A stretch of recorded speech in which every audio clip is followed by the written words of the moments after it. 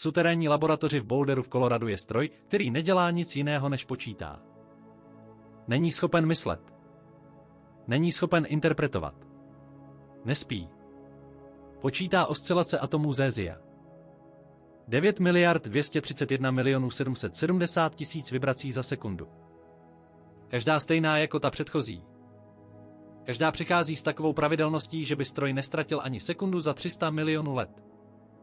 Je to nejpřesnější zařízení na měření času, jaké kdy lidské ruce postavily.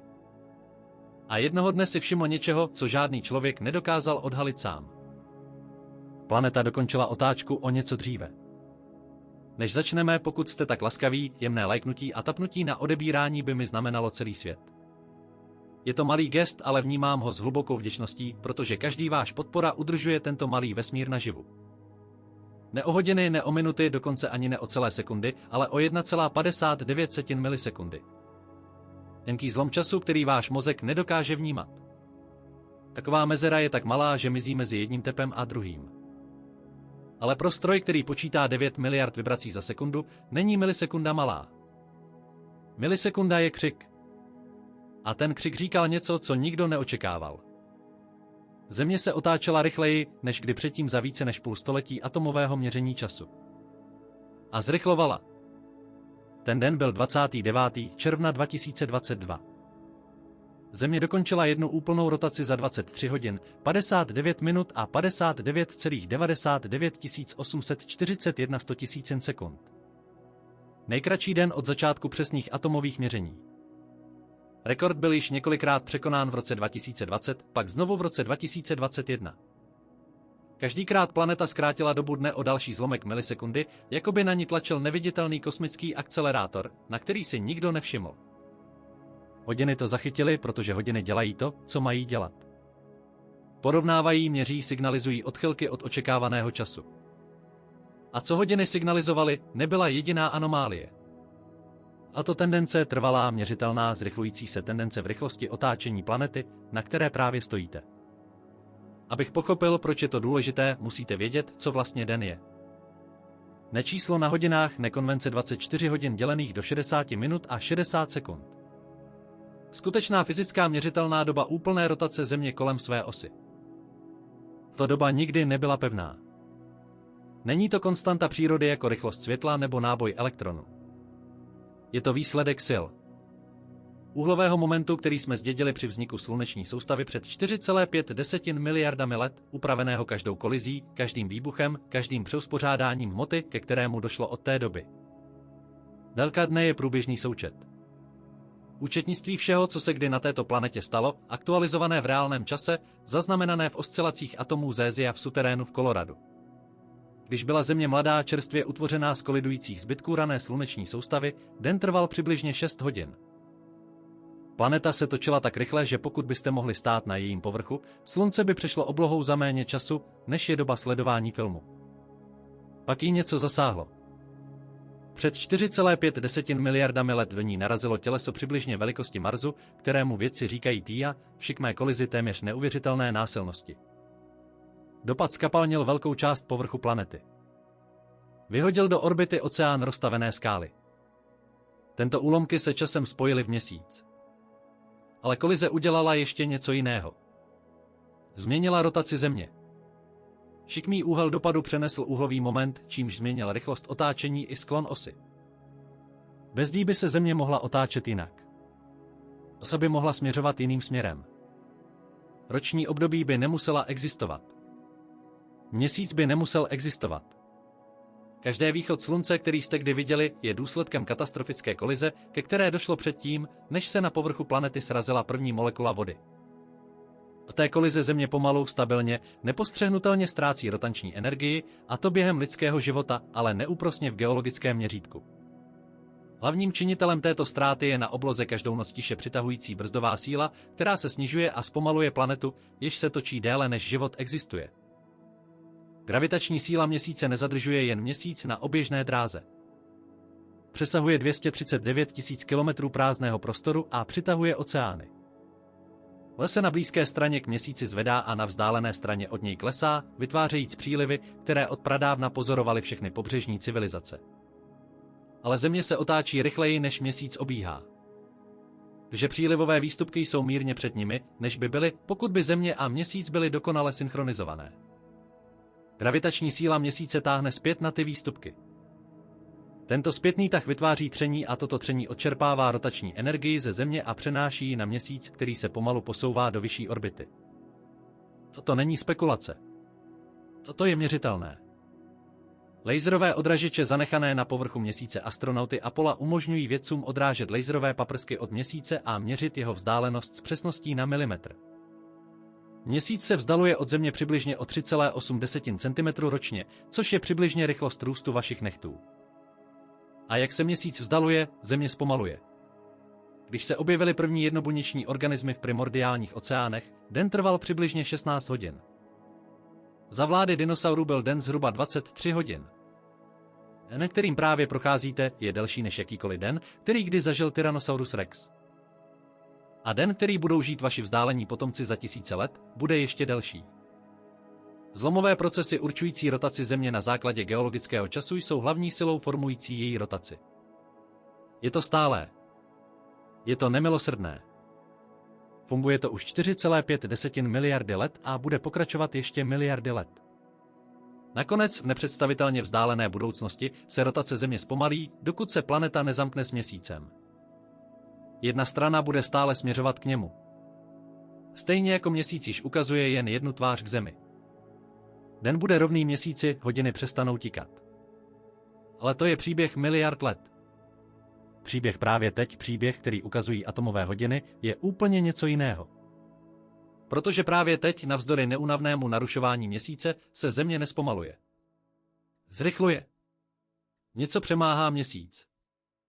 Něco tlačí rotaci rychleji proti dlouhodobému trendu, proti síle, která zpomalovala tuto planetu už předtím, než se poprvé rozdělila buňka.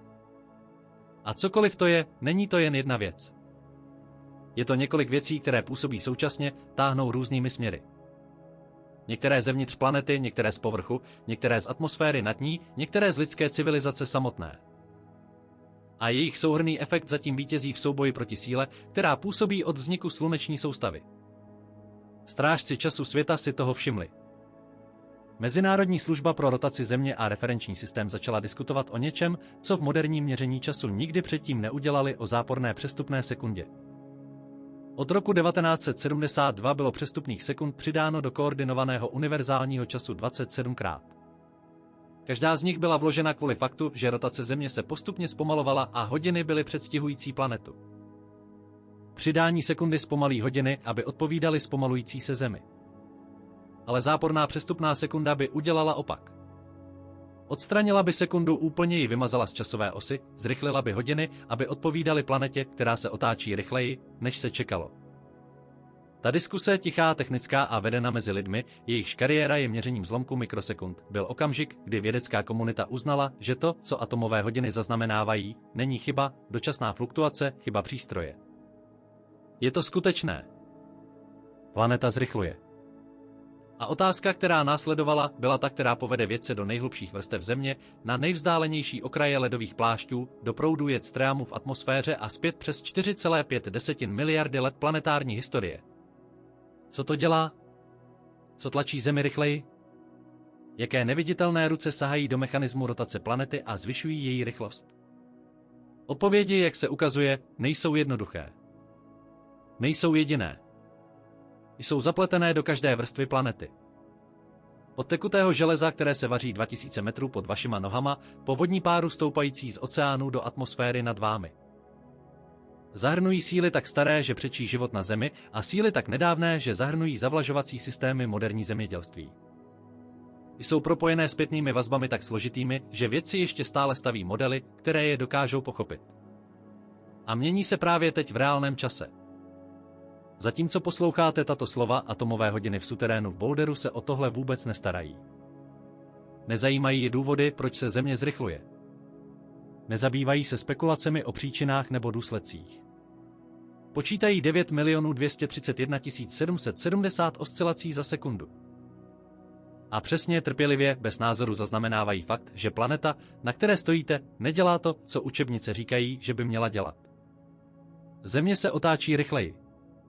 Hodiny to zachytily. A teď musíme přijít na to proč.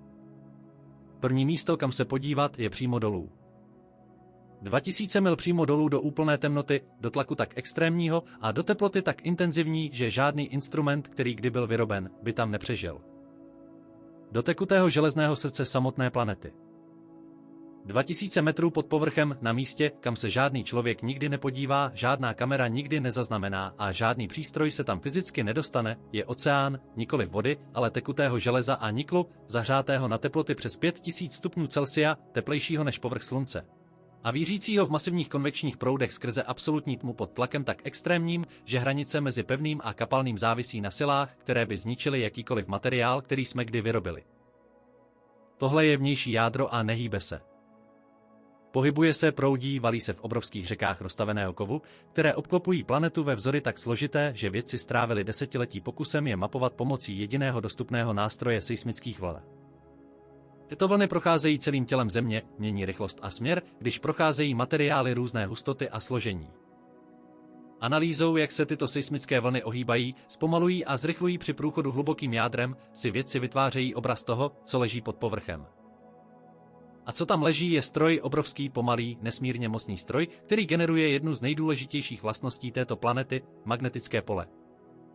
Každá kompasová jehla, která kdy směřovala na sever, každý migrační pták, který kdy přeletěl oceán, každý nabitý částicový proud ze slunce, který byl odkloněn od atmosféry místo toho, aby ji úplně odstranil. Všechno to sahá zpět k tekutému železu, ječícímu vnějším jádru. Pohyb elektricky vodivých kapalin uvnitř planety vytváří elektrické proudy a ty proudy produkují magnetické pole, které se klene kolem Země jako neviditelný štít. Bez něj by sluneční vítr dávno erodoval atmosféru. Mars, který před miliardami let ztratil své globální magnetické pole, ztratil také většinu své atmosféry. Země si ji udržela. A důvodem je vnější jádro. Ale vnější jádro dělá něco jiného. Něco, co vědci objevili nikoli prostřednictvím teorie, ale prostřednictvím desetiletí pečlivého pozorování. Něco, co přímo souvisí s otázkou, proč atomové hodiny v Boulderu zaznamenávají planetu, která se točí rychleji, než by měla. Vnější jádro a pevná kůra nad ním nejsou dokonale zajištěny dohromady. Interagují prostřednictvím tření a magnetických sil, ale mohou se vůči sobě posunout.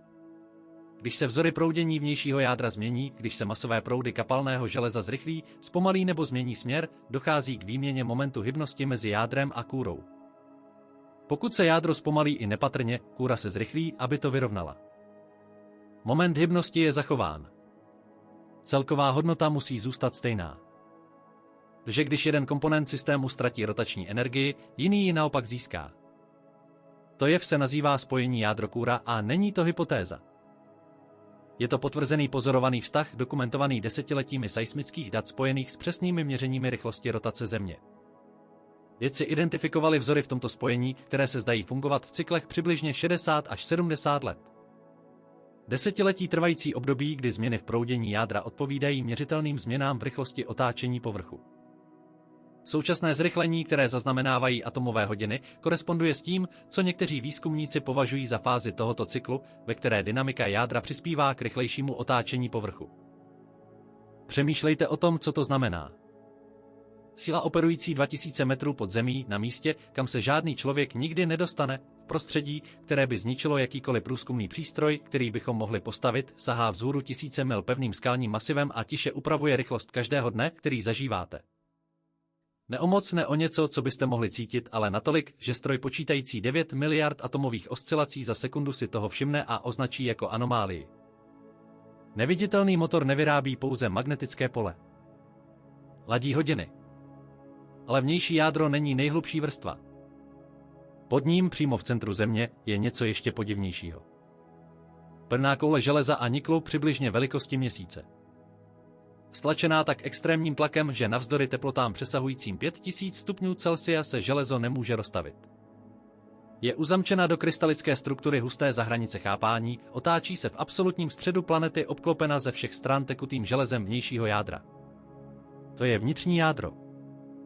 A v roce 2023 publikovala studie v časopise Nature Geoscience, která vyslala šokové vlny napříč vědeckou komunitou. Výzkumníci analyzující seismická data za několik desetiletí zjistili, že se chování vnitřního jádra změnilo. Po léta se seismické vlny procházející vnitřním jádrem objevovaly na monitorovacích stanicích vzorcích, které naznačovaly, že vnitřní jádro se otáčí o něco rychleji než zbytek planety. Je známý jako superrotace. Vnitřní jádro bylo předstihující povrch o malou, ale měřitelnou hodnotu. Tak se zastavilo. Seismická data ukázala, že se vnitřní jádro zpomalilo. Některé interpretace dat naznačovaly, že se sladilo s rychlostí rotace vnějších vrstev. Jiní navrhovali, že začalo rotovat mírně opačným směrem, což je obrat. Pevná koule železa velikosti Měsíce, ukrytá 4000 metrů pod povrchem, potenciálně otáčející se vzad vzhledem ke všemu nad ní. Tento nález je stále předmětem diskuzí. Další výzkumné týmy zpochybňují některé aspekty interpretace. Vnitřní jádro je nejméně přístupným objektem v sluneční soustavě, na kterém stojíme. Všechno, co o něm víme, pochází z nepřímých důkazů seismických vln, které jim procházejí. Refraktované, odražené, zpožděné způsoby, které nesou zakodované informace o struktuře, kterou překonali. Čtení těchto informací je jako pokus určit tvar místnosti posloucháním ozvěn. Obraz je nutně neúplný, ale hlavní poznatek, že se něco změnilo ve způsobu, jakým se seismické vlny procházejí vnitřním jádrem, byl potvrzen několika nezávislými týmy. Něco se tam dole pohnulo. Něco se posunulo. A když se něco posune uprostřed planety, účinky se šíří ven. Vnitřní jádro, vnější jádro, plášť a kůra se neotáčejí jako jeden tuhý systém. Jsou spojeny, ale volně. Vyměňují si okamžik hybnosti prostřednictvím tření, magnetických interakcí a gravitačních sil. Změna otáčení vnitřního jádra ovlivňuje vnější jádro. Změna vnějšího jádra ovlivňuje plášť. Změna pláště ovlivňuje povrch. Řetězec příčin je dlouhý a přenos pomalý, ale je skutečný. Posun hluboko uvnitř může roztáhnout vlny vzhůru po léta a desetiletí, jemně upravovat rychlost otáčení na povrchu, což se nakonec projeví v záznamu atomových hodin. A mezi vnějším jádrem a tenkou skalní kůrou, na které právě sedíte, je vrstva tak obrovská, že všechny vrstvy nad ní jsou v porovnání s ní zanedbatelné.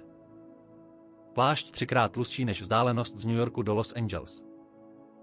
Technicky pevný, ale za extrémního tepla a tlaku hlubin země se chová jako neuvěřitelně pomalá tekutá skála, která proudí. Nerychlostí, kterou byste mohli pozorovat, ani rychlostí, kterou byste mohli změřit v průběhu jednoho lidského života. Části pláště se pohybují přibližně stejnou rychlostí, jako vaše nehty rostou, několik centimetrů za století, obrovská hmota a během milionu let jeho pohyby přetvářejí všechno. Plášť není jednotný. Má oblasti teplejšího, méně hustého materiálu, který pomalu stoupá k povrchu, podobně jako bubliny stoupající skrz hustý sirup. Má oblasti chladnějšího, hustšího materiálu, starobylých desek oceánského dna, které se v subdukčních zónách ponořily zpět do planety a nyní leží těžké a pomalé hluboko v jejím nitru. Tyto konvekční proudy jsou tím, co pohání tektonické desky. Kontinenty se pohybují, protože se pohybuje i plášť pod nimi. Ale seismické zobrazování odhalilo něco ještě pozoruhodnějšího. Dva obrovské anomálie sedící poblíž hranice mezi pláštěm a vnější jádrem na opačných stranách planety. Jedna pod Afrikou, druhá pod Tichým oceánem. Každá přibližně velikosti kontinentu, hustší než okolní plášť, teplejší, složením odlišná. Vědci je nazývají velkými oblastmi s nízkou rychlostí šíření. Jsou zde již stovky milionů let. Přežili rozpad superkontinentů. Přežili hromadné vymírání. Patří mezi nejstarší identifikovatelné struktury uvnitř Země. A jejich role v dynamice planety je stále zcela nepochopena. Někteří výzkumníci věří, že tyto struktury ovlivňují vzory proudění kapalného vnějšího jádra nad nimi, což by je spojovalo s magnetickým polem a prostřednictvím spojení jádro-plášť s rotací samotnou. Zda aktivně přispívají ke změnám rotace Země, je neznámé. Je to otevřená otázka na hranici planetární vědy. Ale existence těchto struktur nám připomíná něco, co je snadné zapomenout, když stojíte na pevném podkladu a díváte se vzhůru na nebe, které se zdá neměnné. Pod vašima nohama je planeta živá. Každá vrstva je v pohybu. Každá vrstva interaguje s vrstvami nad ní i pod ní. Úhlový pohyb mezi nimi proudí jako měna v ekonomice, tak rozsáhlé a složité, že žádné jedno měření nezachytí celý obraz. Jádro ladí hodiny. Vnitřní jádro se může otáčet v opačném směru. Plášť nese starobylé struktury, které přetrvaly od dob před dinosaury. A vše, každý výřivý proud, každý seismický posun, každý pomalý konvekční vzestup a sestup se promítá do jediného měřitelného údaje, který atomové hodiny v Boulderu sledují s posedlou přesností délky dne. Ale síly, které formují rotaci Země, nepřicházejí pouze zdola. Přicházejí také shora, z povrchu, z pólů, z ledu, který na vrcholu a na spodku planety ležel tisíce let a nyní mizí tempem, jež je znepokojivě měřitelné. Další silou, která táhne na rotaci planety, není skryta ve tmě 2000 metrů pod zemí. Je viditelná ze space. Tato hmota se taje a to, co dělá s rotací Země, je jedním z nejpodivnějších paradoxů moderní geofyziky. Představte si krasobruslařku stojící uprostřed ledu, s pažemi roztaženými na široko, tělem nataženým, pomalu se točící, půvabně, každou rotaci si bere čas. Pak přitáhne ruce těsně k hrudi. A bez jakéhokoliv dalšího impulsu, bez nového působení síly, zrychlí. Točení se stává zběsilé, rozmazané pohybem, který se zdá odporovat intuici, ale poslouchá jeden z nejzákladnějších zákonů fyziky zachování úhlového momentu. Když se hmota pohybuje blíže k ose otáčení, otáčení se zrychlí. Když se hmota pohybuje dále od osy, otáčení zpomalí. Není přidávána žádná energie, není odnímána žádná energie. Celkový úhlový moment zůstává stejný. Pouze se mění jeho rozložení a rychlost se odpovídajícím způsobem přizpůsobí. Nyní si představte, že dělá to též i Země. Neelegantně, nezáměrně, ale fyzicky, měřitelně, v procesu, který se děje právě teď a zrychluje způsoby, které způsobily, že geofyzičtí vědci jsou hluboce znepokojeni. Na vrcholu a na spodku této planety, na pevnině v nejvyšších a nejnižších zeměpisných šířkách, nejblíže ose, kolem níž se Země točí, jsou ledové pláty. Obrovské, starobylé, těžké za hranice chápání. Samotný ledovec Grónska obsahuje přibližně 2,6 milionu kilometrů krychlových zmražené vody. Pokud by se úplně roztál, hladiny oceánu by vzrostly přibližně o 7 metrů. Ledovec Antarktidy je mnohem větší. Obsahuje dostatek zmražené vody, aby zvýšil hladinu oceánu o téměř 60 metrů, pokud by se vše roztálo. 170 stop. Dost na to, aby přepracovalo pobřeží každého kontinentu na Zemi. Dost na to, aby zaplavil celé národy. Tyto ledové pláty nejsou trvalé prvky planety. Vystoupaly a ustupovaly mnohokrát v průběhu historie Země, poháněny orbitálními cykly, vulkanickou aktivitou a posuny v atmosférické složení. Ale posledních několik tisíc let jsou relativně stabilní. Seděli na pólech. Udržovali svou hmotu. Přispívali ke momentu setrvačnosti planety konzistentním, předvídatelným způsobem. Tato stabilita končí. Satelitní měření to potvrdila nad jakoukoliv rozumnou pochybnost. Grónsko ztrácí led přibližně 270 miliard tun ročně. Tento počet se zrychluje. V 90. letech byl přibližně 30 miliard tun ročně. Během 3 desetiletí se rychlost ztráty zvýšila téměř na 9krát. Antarktida ztrácí přibližně 150 miliard tun ročně, přičemž největší část ztráty je soustředěna na západní antarktické ledové ploše, části, která leží na pevném podkladu převážně pod úrovní moře a je tedy nejzranitelnější vůči oteplujícím se oceánovým proudům, které dosahují jejího dna shora. Kombinovaně se tyto dvě ledové pláty každý rok zbavují více než 400 miliard tun ledu, které proudí do oceánu. To je 400 miliard tun hmoty, která se přesouvá z pólu, kde ležela blízko rotační osy Země, do oceánu, kde se redistribuuje směrem k rovníku, dále od osy. A zde přichází paradox. Podle fyziky úhlového momentu by tato redistribuce měla zpomalit rotaci Země. Hmota pohybující se pryč od osy je ekvivalentem krasobruslařky házející ruce zpět ven. Rotace by se měla zpomalit. Dny by se měly prodlužovat a z dlouhodobého hlediska skutečně budou. Modely jsou v tomto jasné. Jak se ztráta ledu bude v příštích desetiletích a stoletích zrychlovat, přerozdělení hmoty směrem k rovníku se stane dominantní silou působící na rotaci Země. Dny se budou prodlužovat. Hodiny se zpomalí. Ale právě teď, v tomto okamžiku, v datech, která dnešní atomové hodiny zaznamenávají, Země nespomaluje. Zrychluje. Led taje. Hmota se přerozděluje. A planeta zrychluje. Každopádně něco jiného převažuje nad efektem ledu. Se, o kterých jsme mluvili v předchozí kapitole, vazba jádra a pláště, možné posuny vnitřního jádra, jsou v současnosti silnější než rotační odpor způsobený táním ledu. Mnoho sil táhnoucích v opačných směrech. A zatím vítězí urychlovací síly nad brzdami. Ale vědci vědí, že tato rovnováha nevydrží. Ztráta ledu se zrychluje. Efekt přerozdělení sílí s každou miliardou tun, která roztaje. V určitém okamžiku se váhy převáží. Rozbíjející síla ztráty polárního ledu překoná urychlovací síly z hlubin Země. A když se to stane, aktuální zrychlení se obrátí. Dny začnou opět prodlužovat. Přesný okamžik, kdy k tomu dojde, je jednou z nejdůležitějších otevřených otázek v geofyzice. Ale led dále komplikuje obrázek. Existuje druhý efekt, o kterém většina lidí nikdy neslyšela. Efekt, který působí na úplně jiném časovém měřítku a spojuje přítomnost z doby ledovou, která skončila před 11 000 lety. Když ledovce setrvávají na Zemi 10 000 let, jejich váha není bezvýznamná. Ledovce, které pokryly Severní Ameriku, Skandinávii a části Severní Asie během posledního glaciálního maxima, měly místy až 3 kilometry tloušťky. 3 kilometry zmrzlé vody tlačící na bedrock s dostatečnou silou, aby prohloubila zemskou kůru o stovky stop. Hornina pod nimi se ohnula pod tíhou jako matrace pod spícím tělem. Pak led roztál.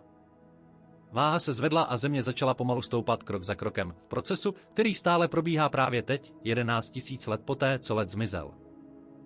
Tento jev se nazývá postglaciální vzestup. Ve Skandinávii se Země zvedá přibližně o 1 cm za rok. V severní Kanadě byly zaznamenány podobné rychlosti.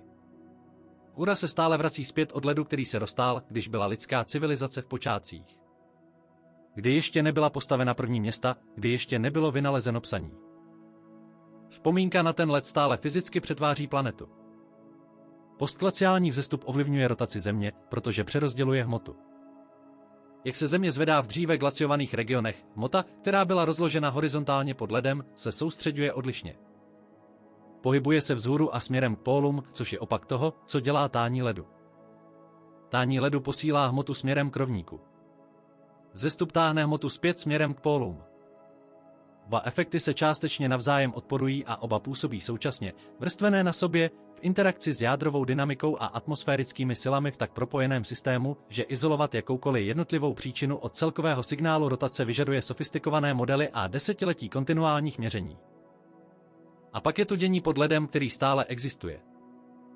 Pod západní antarktickou ledovcovou plochou, skryty v trvalé tmě pod míle zamrzlé vody, vědci objevili svět, o kterém téměř nikdo mimo glaciologii neví, že existuje. Jezera, více než 400 z nich, tělesa tekuté sladké vody ležící na bedrocku pod ledem, udržovaná v tekutém stavu geotermálním teplem stoupajícím z hlubin Země. Některá z těchto jezer jsou spojena pod ledovými řekami. Řekami, které tečou v úplné temnotě pod drtivým tlakem skrze kanály vytesané do skály, které žádné lidské oko nikdy nevidělo. To jezera mají význam, protože působí jako mazivo. Když se vypouštějí nebo napouštějí, může se ledovec nad nimi snadněji nebo pomaleji pohybovat přes bedrock. To ovlivňuje, jak rychle se povrchový led pohybuje směrem k pobřeží. Ovlivňuje, kde a jak rychle se obrovské kusy ledu odlamují do oceánu. Rychlejší pohyb ledu znamená rychlejší ztrátu hmoty. Rychlejší ztráta hmoty znamená rychlejší přerozdělení. A rychlejší přerozdělení znamená rychlejší posun v rozložení váhy planety kolem její osy rotace. V roce 2022 došlo k eskalaci situace. Satelitní data potvrdila, že ledovcová policička Konga, plovoucí platforma ledu přibližně velikosti Říma připojená k východní antarktické pobřeží, se během několika dnů zcela zhroutila. Zmizela. Ledová struktura, která existovala tisíce let, se rozpadla za méně než týden. Šlo o největší zaznamenaný kolaps ledovcové polici východní Antarktidy. A měl to význam, protože východní Antarktida měla být ta stabilní pevnost, ledovec tak silný, tak studený, tak ukotvený svou vlastní hmotou, že by jako poslední reagoval na oteplování. Tento předpoklad se začíná revidovat. Pomocí vzdušného radaru schopného proniknout několik milami ledu, vědci mapovali terén pod východní Antarktidou a objevili síť údolí, pánví a kanálů vytesaných do bedrocku hluboko pod povrchem. Některé z nich jsou výrazně pod úrovní moře. Některé jsou spojeny s oceánem. To znamená, že teplá oceánská voda může potenciálně dosáhnout základny východních antarktických ledovců prostřednictvím podvodních cest, taje led zezdola neviditelně, bez jakéhokoliv viditelného změny na povrchu. Pokud začne východní antarktický led vstupovat do oceánu ve významném množství, dopad na rozložení hmoty a rotační rovnováhu Země by byl značný a trvalý. Planeta by se přestavovala kolem zcela odlišného rozložení váhy. A zpětná vazba, kterou vědci identifikovali, činí tento scénář obzvlášť znepokojivým. Rotace Země ovlivňuje oceánské proudy prostřednictvím Coriolisova efektu. Odchylka pohybující se vody způsobená rotací planety. Hlavní proudy oceánu přenášejí teplo směrem k pólům. To teplo roztává led. Roztávající se led přerozděluje hmotu. Přerozdělená hmota mění rotaci. Změněná rotace upravuje korekolesní efekt. Upravený korekolesní efekt mění oceánské proudy. Cyklus se uzavírá. Každý prvek se přivádí k dalšímu. Každá změna se šíří systémem a vrací se zesílená nebo utlumená na místo, odkud pochází. Poly nejsou pasivní oběti oteplování. Jsou aktivními účastníky planetárního zpětnovazebného systému, který spojuje led s oceány, s rotací, s proudy a zpět k ledu. A paradox, který definuje tento okamžik, planeta se zrychluje, zatímco její let taje způsobem, který by ji měl zpomalit, je snímkem přechodového systému, ve kterém soutěží více sil, kde se posunuje rovnováha, kde výsledek závisí na tom, která síla získá v nadcházejících desetiletích převahu. Atomové hodiny zaznamenávají tuto soutěž v reálném čase. Každá desetina milisekundy, která se odebere z délky dne, je datovým bodem v zápasu mezi hlubokým vnitřkem planety a ledem na jejím povrchu. A led ztrácí hmotu rychleji než kdykoliv v zaznamenané historii. Síly shora dnes vyhrávají. Ale síly zdola sílí. A někde mezi tekutým železem v temnotě pod pláštěm a praskajícími ledovými příkrovy pod antarktickým sluncem se rozhoduje budoucí délka každého dne na této planetě. Atmosféra nepůsobí těžce. Procházíte ji bez námahy. Dýcháte ji bez přemýšlení. Zdá se to být nic. Průhledná prázdnota mezi vámi a oblohou. Ale atmosféra není nic. Je to vrstva plynu přibližně 100 km silná, tlačící na každý čtvereční metr povrchu Země silou přibližně 6,8 libry. Její celková hmotnost je zhruba 5,2 kvadrilionu liber. Naskládejte všechny budovy, které kdy byly postaveny jakoukoliv civilizací v lidské historii. A atmosféra je těžší. A pohybuje se nejen náhodně, nechaoticky, ale v obrovských organizovaných řekách vzduchu, které obkružují planetu v různých výškách a rychlostech, proudí na východ a západ, stoupají a klesají skrze tlakové systémy velikosti kontinentů. A když se tyto řeky změní, planeta pod nimi reaguje. To je potvrzená věda dokumentovaná desítky let. Atmosférický úhlový moment je skutečná měřitelná síla. Atmosféra nese hybnost. Pohybující se vzduch má hmotu a hmota v pohybu nese rotační energii. Když se vzorce větru zrychlují nebo mění směr, přenášejí tuto energii na pevnou zemi pod nimi. Povrch se odráží. Rotace se upravuje. Mechanismus je stejný jako při každé interakci mezi vrstvami této planety. Úhlová hybnost je zachována. Když jeden složka systému získává hybnost, jiná ji ztrácí. Když jet stream, úzká pásma silných větrů obkružujících severní polokouli ve výškách přibližně 6 až 9 km zrychlí, čerpá rotační energii ze pevné země. Povrch se mírně zpomalí. Když jet stream zpomalí, energie se vrací zpět. Povrch se zrychlí. Tento sezónní dechový cyklus je tak pravidelný, tak předvídatelný, že vědci ho mohou číst v datech o rotaci jako tep srdce na monitoru. Váš den je doslova jinak dlouhý v závislosti na ročním období. V severní zimě se planeta otáčí o něco rychleji. V severním létě o něco pomaleji. Rozdíl je měřen v mikrosekundách. Nikdy ho neucítíte, ale hodiny to cítí při každém zaznamenání. A teď je zde něco, co je znepokojivé. Atmosféra se mění. Globální teploty vzrostly přibližně o 1,2 stupně Celsia od předindustriálního období. Tento nárůst není rovnoměrný. Arktida se otepluje přibližně 4krát rychleji než celosvětový průměr. Jedstreamy se posouvají. Rozložení atmosférického tlaku kolem planety není takové, jako před 50 lety. Vzory počasí, které trvaly staletí, se reorganizují. Pokud již dříve byla atmosféra schopna posouvat rotaci Země svými starými cirkulačními vzory, nové vzory budou mít odlišné efekty. Atmosféra nyní drží více energie. Více energie znamená silnější větry v některých regionech, slabší v jiných, silnější bouřkové systémy, více proměnlivé tlakové rozložení. Výměna úhlové hybnosti mezi atmosférou a pevnou zemí se stává proměnlivější, nepředvídatelnější, obtížnější na modelování. Stálé tepání srdce se začíná projevovat arytmiemi. Ale atmosféra je jen jednou z sil působících na rotaci z vrchu po vrchu. Existuje ještě jedna. A ta nebyla způsobena přírodou. Byla způsobena námi. Nikdo to nezamýšlel. Nikdo to neplánoval. Ale během 20. a 21. století lidská civilizace fyzicky změnila rozložení hmoty na povrchu této planety způsoby, které jsou měřitelné, zdokumentované a přímo spojené se změnami v rotaci Země. Nejvýznamnějším mechanismem je voda. Za poslední století lidé vytěžili obrovské objemy podzemní vody z podzemních zásobníků pod každým obydleným kontinentem.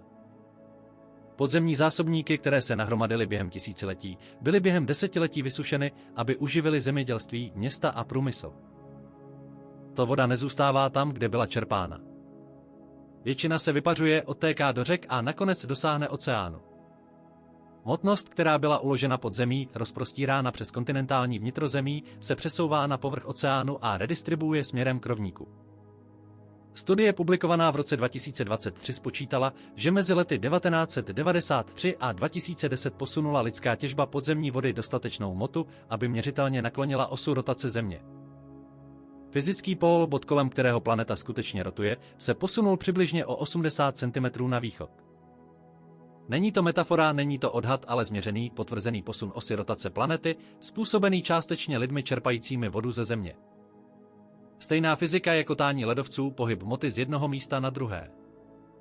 Jen tentokrát příčinou nebyly orbitální cykly, sopečná činnost nebo změny teploty oceánu. Byla jim zavlažovací činnost. Rýžová pole, bavlníkové pole a pěstební plochy obilí čerpající vodu z akviferů, které se hromadily již před poslední dobou ledovou. A efekt působí oběma směry. Výstavba velkých přehrad má opačný dopad. Když je voda zadržována za přelivem, hmota, která by jinak směřovala do oceánu, je uchovávána na pevnině, často ve středních zeměpisných šířkách nebo v horských oblastech blíže k ose rotace. Přelivová přehrada 3 Soutěsky v Číně zadržuje přibližně 39,3 miliard krychlových metrů vody.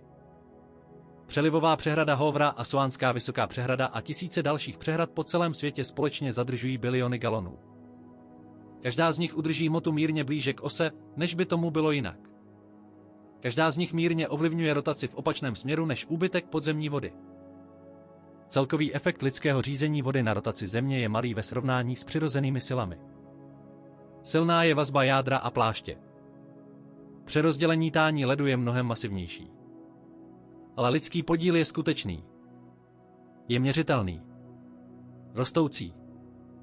A propojuje něco téměř nesrozumitelně velkého, rotaci celé planety, s něčím téměř absurdně běžným. Farmář v Indii čerpající vodu ze studny k zavlažování pole. Obsluha přehrady upravující klapku. Městský vodovod čerpající z akviferu k naplnění nádrže. Každý pohybující hmotu. Každý mírně posouvající rotaci o tak malou hodnotu, že je možné ji zjistit pouze satelitními měřeními gravitace. Ale každý přispívá k celku, který se sčítá během desetiletí a přes globální civilizaci s 8 miliardami lidí. Je tu ještě jedna síla, která si zaslouží pozornost. Která nepůsobí ze spodní vrstvy, z atmosféry, z lidské činnosti, ale z geometrie samotné planety. Země se nepohybuje dokonale vzpřímeně. Vykvakuje. Jedná se o potvrzený měřený jev nazývaný Chandlerův vlnění, objevený americkým astronomem Sethom Carlo Chandlerem v roce 1891. Vlnění popisuje malou nepravidelnou oscilaci osy rotace Země. Geografický severní pól sleduje přibližně kruh o šířce asi 9m v období zhruba 14 měsíců. 9m na planetě o průměru 8000 m, takové vlnění je tak malé, že ho žádný člověk nikdy nezaznamenal. Přesto ho vědci sledovali přes více než století. A nese informace o všem, co se děje uvnitř a na povrchu planety. Po většinu doby, kdy bylo pozorováno, bylo Chandlerovo vlnění stabilní, předvídatelné. Dokončilo svůj 14měsíční cyklus a opakovalo se. Pak kolem roku 2000 se něco změnilo. Vlnění se dramaticky zpomalilo. Téměř se zastavilo na několik let. Vědci věnovali pozornost. Navrhovaly se různé vysvětlení. Změny v oceánském tlaku, atmosférické posuny, redistribuce podzemní vody. Nakonec se vlnění znovu rozběhlo, ale jeho chování se změnilo. NASA potvrdila v roce 2021, že směr vlnění se posunul na východ. Rychlost driftu se zvýšila kolem roku 2000. Podezření padla na ztrátu ledu z Grónska a úbytek podzemní vody. Stejné síly, které jsme již diskutovali, nyní zanechávají své otisky na další měřitelné vlastnosti rotace Země. Chandlerovo vonění má význam, protože jeho přirozené období 14 měsíců je určeno vnitřní strukturou planety. Jak je hmota uvnitř Země rozdělena, určuje rytmus. Pokud se tato distribuce významně změní pohybem pláště, posunem jádra nebo redistribucí hmoty z lidské činnosti, může se změnit i samotné vonění. Vědci sledují tuto možnost stále přesnějšími přístroji. Zatím cyklus 14 měsíců platí, ale směr, amplituda a charakter vonění nadále evolvují způsoby, které jsou aktivně studovány. Každá síla, kterou jsme zkoumali, jádro, led, atmosféra, měsíc, lidské řízení vody, zanechává svůj otisk na tomto vonění. 9M oscilace na severním pólu nesou zakodovanou stopu všeho, co se na této planetě děje. Seismograf, psaný nikoliv inkoustem, ale posunem osy, kolem které se celá planeta točí. Obraz, který z toho vychází, není obrazem planety řízené jednou silou nebo jedním procesem. Je to obraz systému.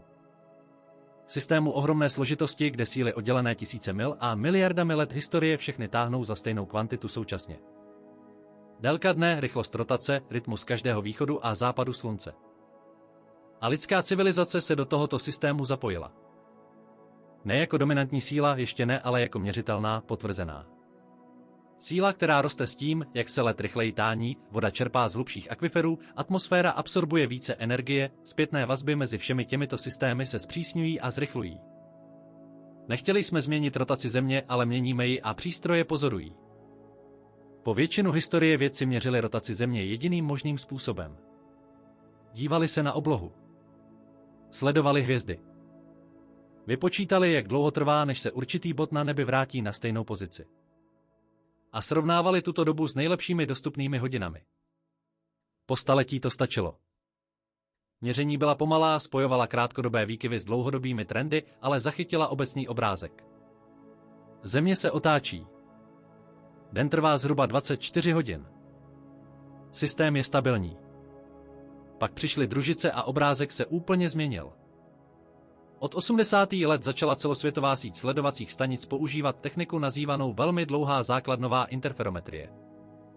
Radioteleskopy na opačných stranách planety současně přijímají signály od kvazarů, objektů vzdálených miliardami světelných let, natolik vzdálených, že jejich polohy na obloze jsou v podstatě fixní.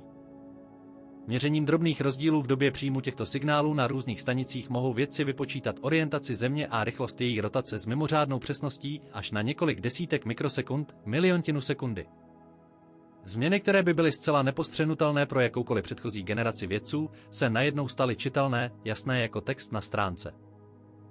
A co tyto přístroje odhalily, bylo planeta v neustálém neklidném pohybu.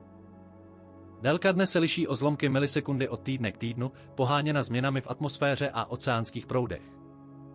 V sezónních intervalech se liší o trochu větší hodnoty, protože atmosféra dýchá a rozložení vody se přesouvá mezi hemisférami.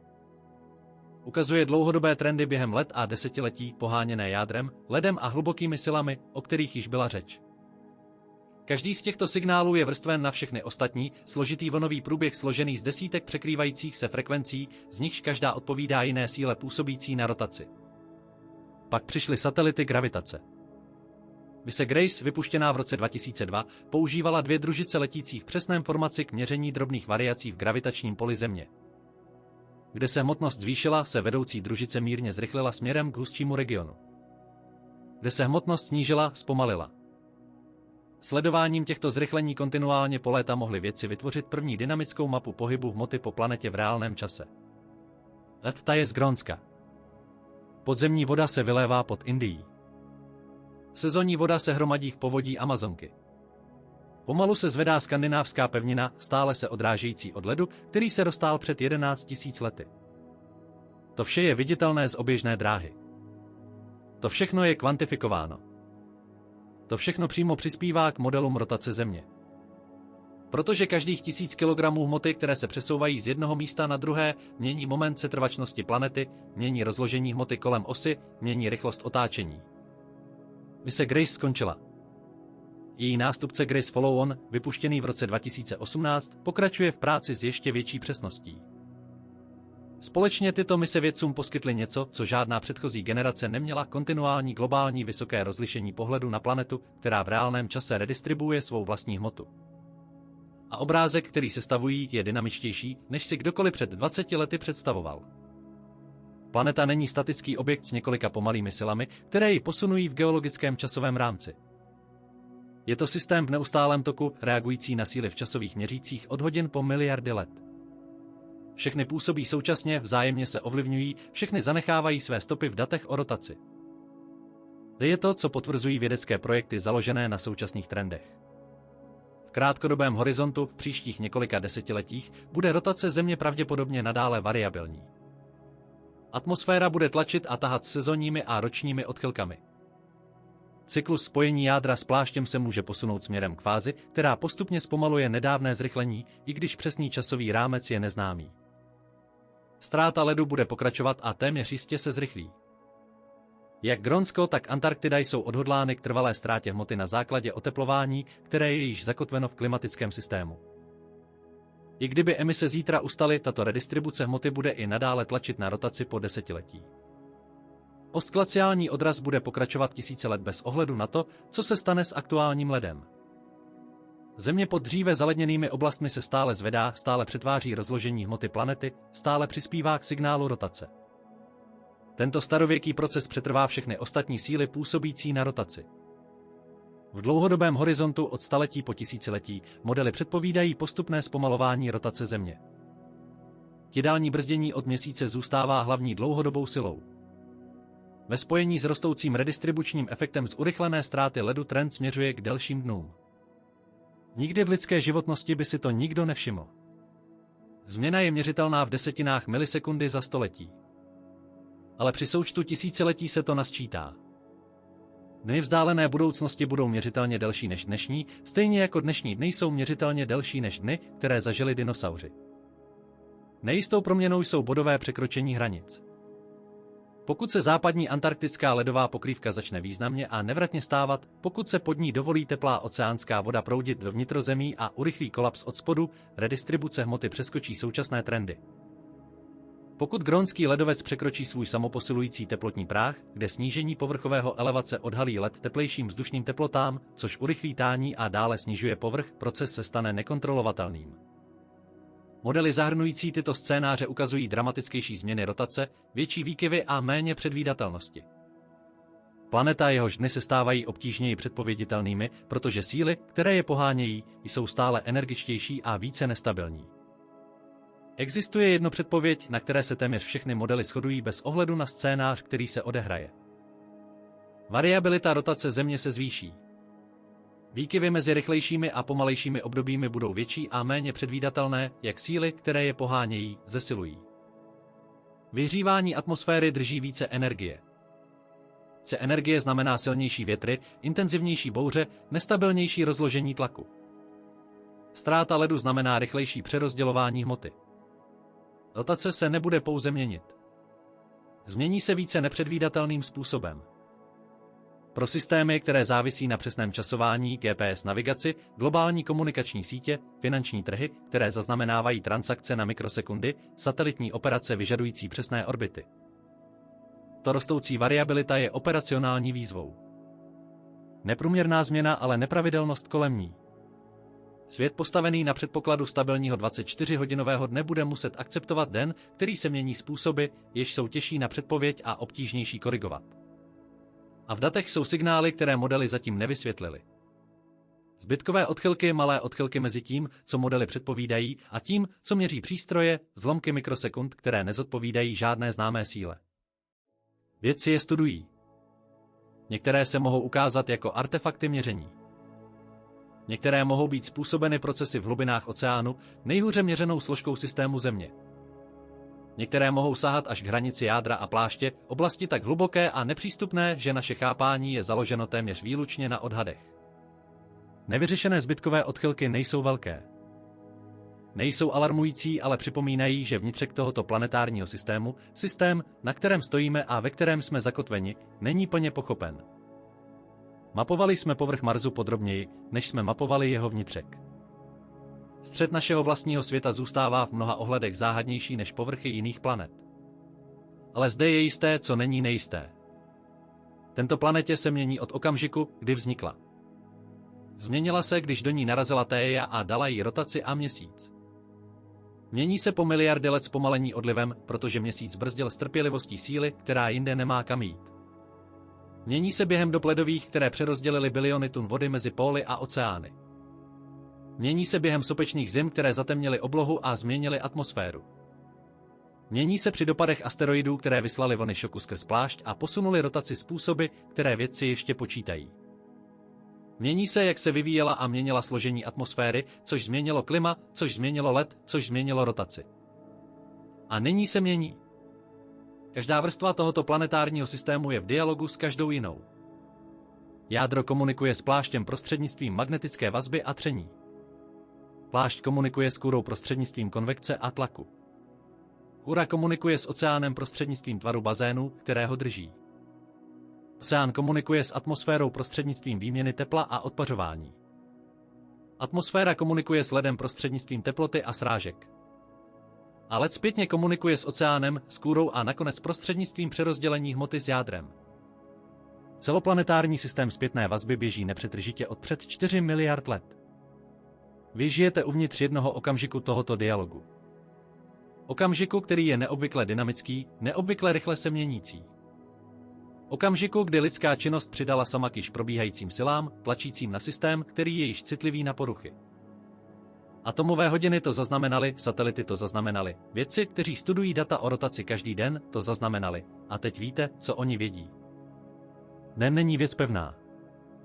24 hodin, ve kterých jste se dnes ráno probudili, není stejná délka jako den, který zažili vaši prarodiče. Je delší než den, který přežil dinosaurus. Bude ještě delší, až bude Země stará. Rotace této planety je živá.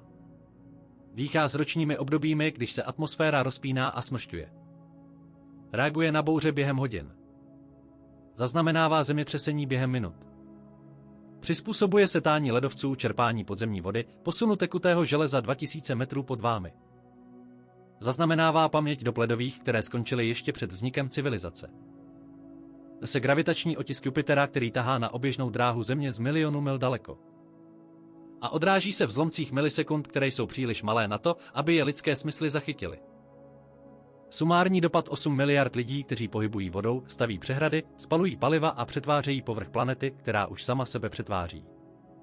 Den, kterým právě procházíte, je o 1,59 milisekund kratší než před 50 lety. Nemůžete to cítit. Nikdy to necítíte. Ale je to skutečné. Je to měřitelné. Je to potvrzené. A někde v podzemním laboratoři v Boulderu v Coloradu počítá atomové hodiny každý jeho moment, trpělivě, přesně, udržujíc čas na planetě, která odmítá zůstat v klidu. Planeta, která nikdy nezůstala klidná. Planeta, která se narodila rotující z kolize tak násilné, že vytvořila Měsíc. V té době se zpomaluje pod trpělivým tahem odlivové gravitace, která nyní zrychluje proti starému trendu, z důvodů zahrnujících tekuté železo, tání ledu, měnící se větry, pumpovanou podzemní vodu a síly, které ještě plně neznáme. Planeta, jejíž dny se právě teď zkracují a nakonec se opět prodlouží. Rotace této planety je živou historií všeho, co se s ní kdy stalo. Aktualizuje se v reálném čase, psáno v jazyce milisekund. A záznam se stále zapisuje. Další záznam závisí na silách, které jsou již v pohybu. Některé jsou staré miliardy let. Některé začaly minulý úterý.